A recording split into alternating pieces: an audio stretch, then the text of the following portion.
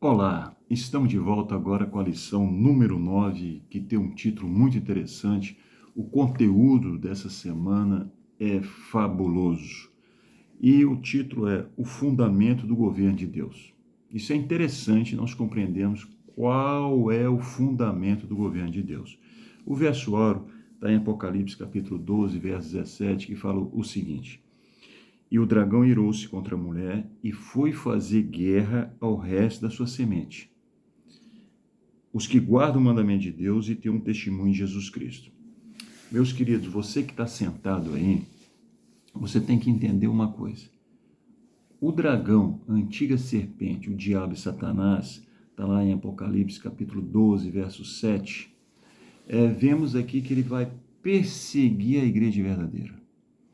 E como ele não consegue destruir a igreja verdadeira, ele vai perseguir quem? Os filhos. E os filhos, Deus dá a característica dos seus filhos: aquele que guarda os mandamentos de Deus.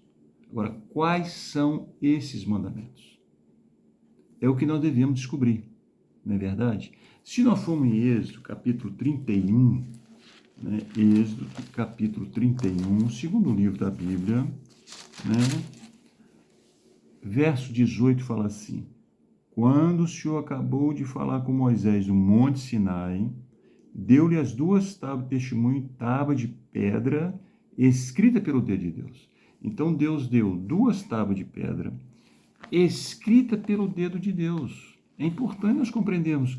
Se Deus assinou, é porque é importantíssimo, não é verdade? Então, em Deuteronômio, no capítulo 4, verso 13, Deuteronômio, capítulo 4, verso 13, fala assim: E vos anunciou a sua aliança que vos prescreveu os 10 mandamentos e escreveu em duas tábuas de pedra. Então, aquele documento que ele deu a Moisés foram os 10 mandamentos que também vamos estudar hoje, né? Então, a característica do povo de Deus é amar a Deus e guardar os seus mandamentos. Aqui na parte do domingo fala o santuário e a lei. Eu queria que vocês abrissem em 1 Reis, capítulo 8, verso 9. Vamos deixar que a Bíblia fale essa semana. Vamos manusear a nossa Bíblia para que possamos compreender que isso não é uma doutrina de uma igreja. Isso são os fundamentos de Deus.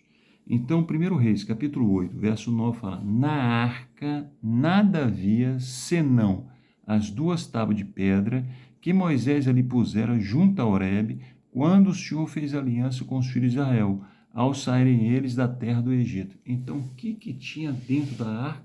Os 10 mandamentos. Aonde estava essa arca? No lugar santíssimo. Se nós formos, que nós já viemos e vimos isso em outras lições, mas é bom a gente conferir. Em Apocalipse, capítulo 11, verso 19, fala assim: Abriu-se no céu o templo de Deus.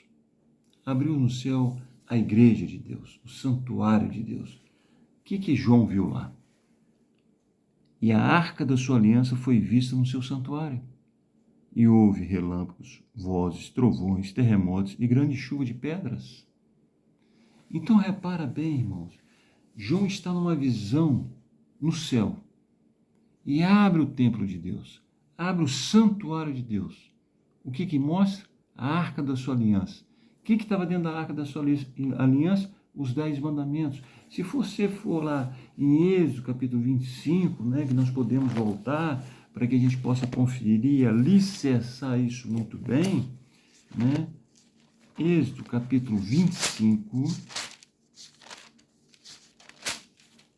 verso 8 e 9, fala assim: E me farão um santuário para que eu habite no meio deles, conforme tudo que eu te mostrar, para o modelo do tabernáculo e para o modelo de todos os seus móveis, assim mesmo farei. Se havia um modelo que Deus deu a Moisés, porque o original existia. Existia onde? Lá em Apocalipse 11, 19. Está onde? No céu. Então, tudo que Moisés fez no tabernáculo existe no céu original. Então, a lei dos 10 mandamentos tem o original lá. Aí demonstra o quê? Que a lei é eterna. E o que tem a ver o santuário com com a lei de Deus? Muita coisa. Se a gente for ver aqui, fala assim, o dia da expiação era um dia de juízo. Todo Israel recebia a ordem de participar desse evento através do arrependimento, do exame de consciência e até cessava o trabalho. Está lá em Levítico, capítulo 23, verso 29 a 31. Vocês deviam ler e aprofundar sobre isso, né? Porque todo o cerimonial do tabernáculo apontava quem? O Cordeiro de Deus que tira o pecado do mundo. Não é verdade? Então nós temos que compreender isso.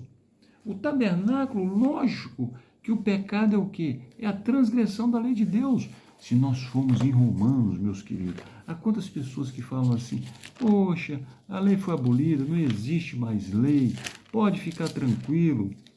Meus queridos, em Romanos, no capítulo 3, fala assim, por isso ninguém será justificado diante dele pelas obras da lei. Antes, pela lei, veio um conhecimento do quê? Do pecado, meus queridos.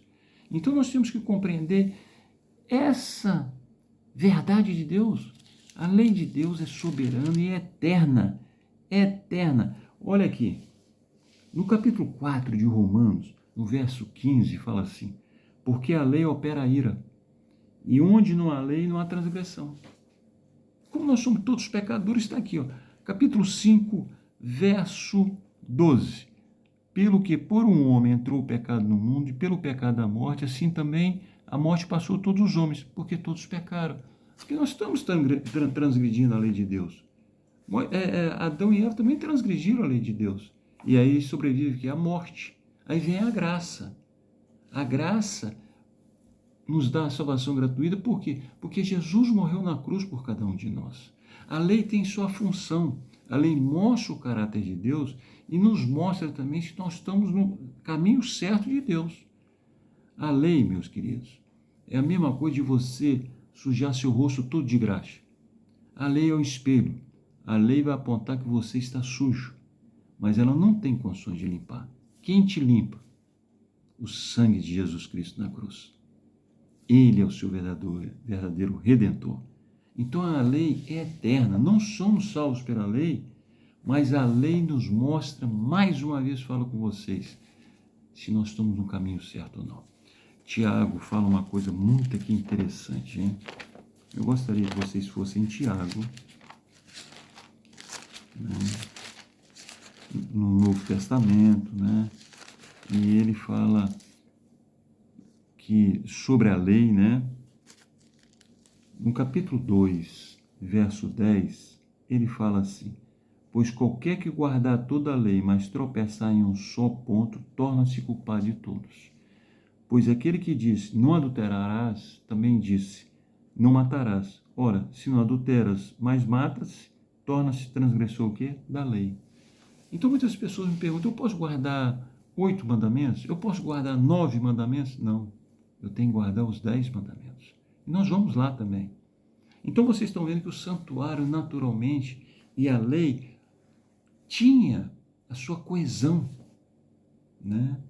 É natural que todos os dias que eles iam oferecer um cordeiro, seja de manhã ou à tarde através do holocausto, eles sabiam por quê? Porque eles tinham transgredido a lei. E a transgressão da lei é o quê? É o pecado, né?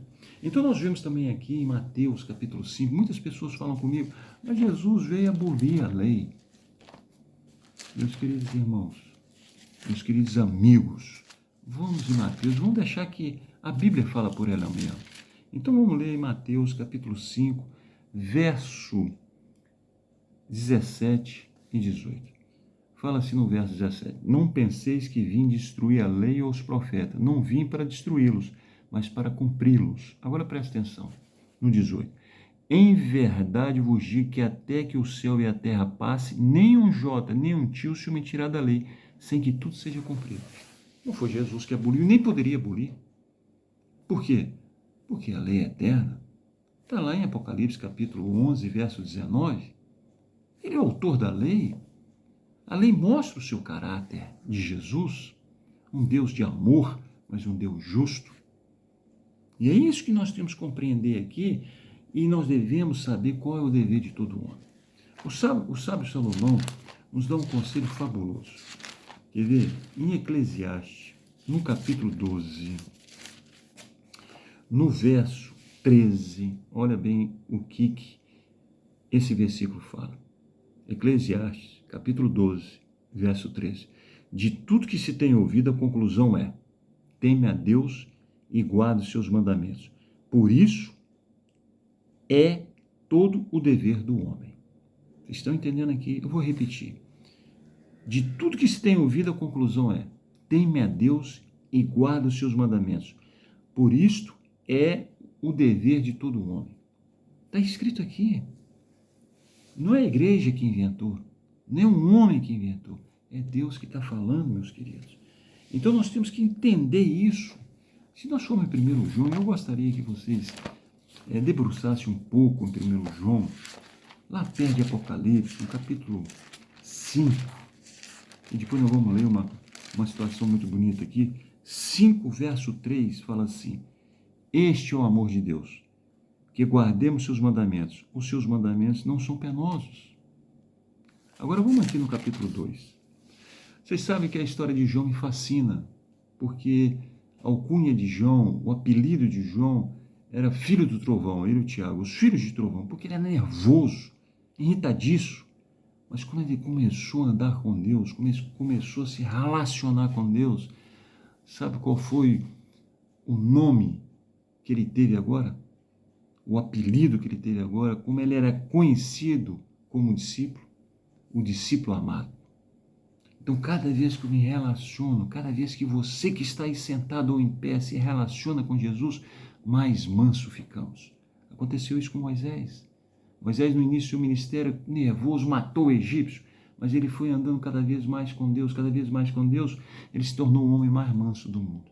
Então, João, no capítulo 2, versos 3 e 4, 1 João, capítulo 2, versos 3 e 4, fala assim: e nisso sabemos que o conhecemos, se guardamos seus mandamentos. Aí ele fala assim no verso 4, aquele que diz que eu o conheço e não guarda os seus mandamentos é mentiroso e nele não está a verdade. Então, queridos, é uma prova fundamental. Se eu prego a vocês que o mandamento foi abolido, que o mandamento foi adulterado e que algum dos 10 mandamentos foi modificado, eu sou mentiroso e não está a verdade em mim. E qualquer religião que pregar isso, é João que fala, é mentirosa essa religião e não está a verdade.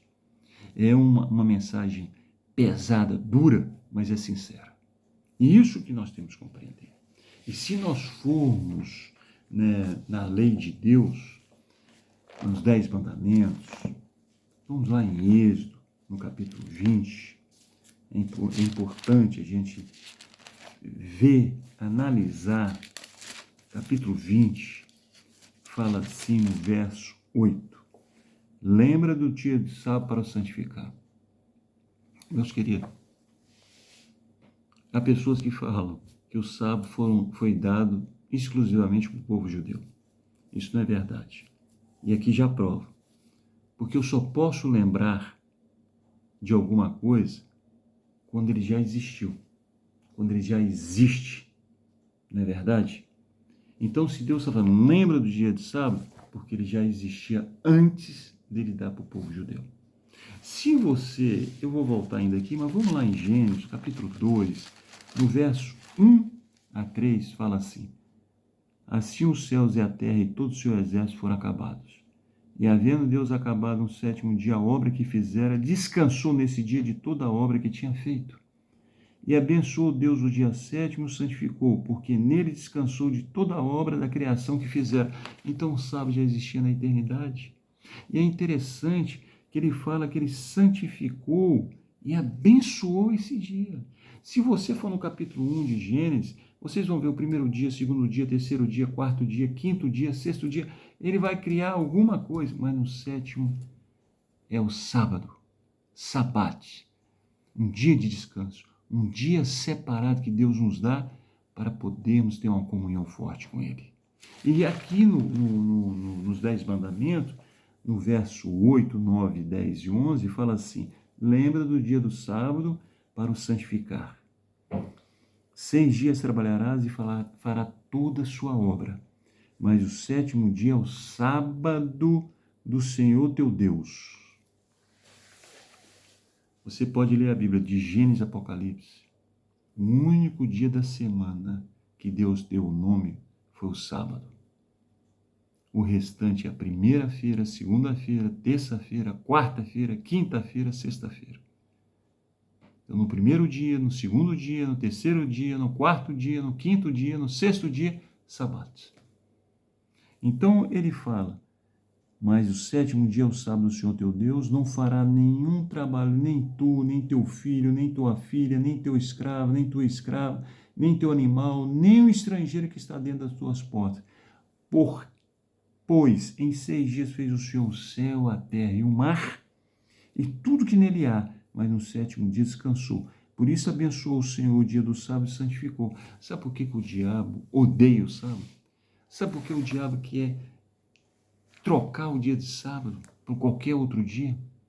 Porque é o único mandamento que afirma que Deus é o nosso Criador. É o maior mandamento. E é um mandamento que põe por igual todas as classes, o estrangeiro, o servo, o dono da casa. No sábado do Senhor, naquele tempo que havia escravatura, todos eram iguais, porque eram horas sagradas e abençoadas. É um dia que nós devemos doar para o próximo, para Deus, para ter uma comunhão mais forte, principalmente nesse mundo estressante, nesse mundo que não dá tempo para nada, irmãos, muitas vezes. E Deus separa um dia para todos nós. E é interessante isso. Em Isaías, no capítulo 66, Isaías 66, fala assim. Isaías fala do sábado maravilhosamente bem, e vocês vão ver aqui. Isaías 66, versos 22 e 23.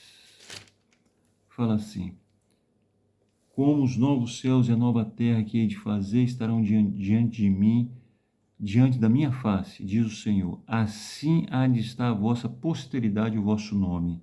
De uma lua nova a outra, de um sábado ao outro, virá toda a humanidade a adorar na minha presença, diz o Senhor. Então, na eternidade, quando Jesus voltar, na nova Canaã, que está lá em Apocalipse capítulo 21 e 22, qual é o dia que nós vamos guardar? O sábado. Porque ele é eterno. Porque a sua lei é eterna.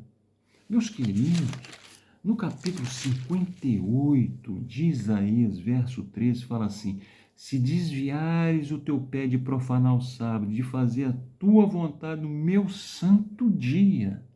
É santo dia do Senhor. Está aqui, ó. Santo dia do Senhor. Não está falando no primeiro dia, no segundo dia, no terceiro dia. Não. Está falando, se desviar o teu pé de profanar o sábado, de fazer a tua vontade no meu santo dia, e se chamar ao sábado deleitoso e santo dia do Senhor, digno de honra, e honrares, não seguindo os teus caminhos, nem te ocupando nas tuas empresas, nem falando palavras vãs, então se te deleitarás no Senhor, e te farei cavalgar sobre as alturas da terra, e te sustentarei com a herança do teu pai Jacó. A boca do Senhor o disse.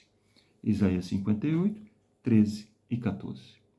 O sábado, nessa controvérsia, e vocês vão ver isso, ele é o grande sinal para os filhos de Deus. Em Ezequiel capítulo 12 e 20, fala assim: também lhes deis o meu sábado, repara bem, também lhes dei os meus sábados, para que servissem de sinal entre mim e eles, para que soubesse que eu sou o Senhor que os santifica. Então o sábado é o sinal do Senhor. Ao verso 20, hein? Santificar os meus sábados, e servirão de sinal entre mim e vós, para que saibais que eu sou o Senhor vosso Deus. Meus queridos irmãos, eu não posso quebrantar a lei de Deus, como diz Tiago. O salário do pecado é a morte, mas o dom gratuito de Deus é a vida eterna. Em Atos capítulo 17, verso 30, vocês vão lá e Deus vai falar: eu não conto o seu tempo de ignorância. Ele não conta o tempo que você não sabia que você tinha que amar a Deus e guardar os seus mandamentos. E que o sábado é o dia que você deva descansar. Um descanso ativo, um descanso para o próximo, um descanso onde você vai na casa de Deus adorá-lo também. Mas depois que você sabe, está lá escrito, você não tem desculpa mais. Estão entendendo? Vê lá, Atos capítulo 17, verso 30.